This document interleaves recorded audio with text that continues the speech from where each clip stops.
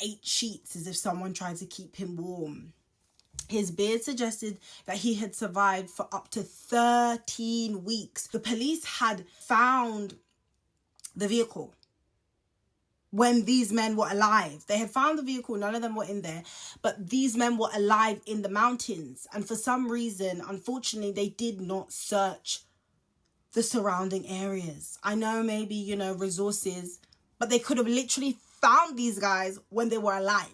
Because this guy had a beard, so he had hair growth for up to 13 weeks. He was alive. They also found rations to last the group for about a year, heating materials, matches, but none of it was used. I remember in the Netflix series, we did have one of the relatives who said that, which I know is something that's common, like when people do have mental health issues like autism, etc., ADHD, there's certain things that they just will not do. So it may have been a thing where they knew that them using these materials was actually stealing and they just didn't want to do it. They're not kind of having that thought process to say, well, this is for my survival. That was one theory, but hey, I don't know.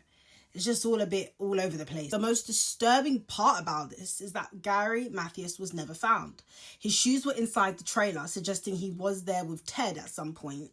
But Gary was diagnosed with schizophrenia. He was stable at the time on medication, but, you know, if he had not been taking his medication, maybe if they were there for up to 13 weeks, maybe this took a toll on him. Some believe he went to find help and died in the wilderness. Others believe he's alive, or something even more sinister is that he kind of coerced all these men to do these things and then he just went off, which I think is kind of far-fetched. But let's get into the theories of this unsolved case and what doesn't add up. So some say it was just a tragic accident, a wrong turn, panic, hypothermia. Obviously they were dealing with their own mental health issues, so they're not having the correct thought process. But I wouldn't say that. I think a lot of people that are dealing with mental health issues, they're clued up, especially when it comes to survival. So I'm not sure about that.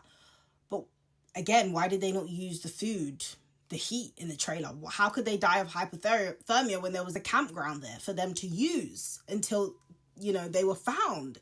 Who were the others seen that night by that witness? Why did Weha survive for months and still starve?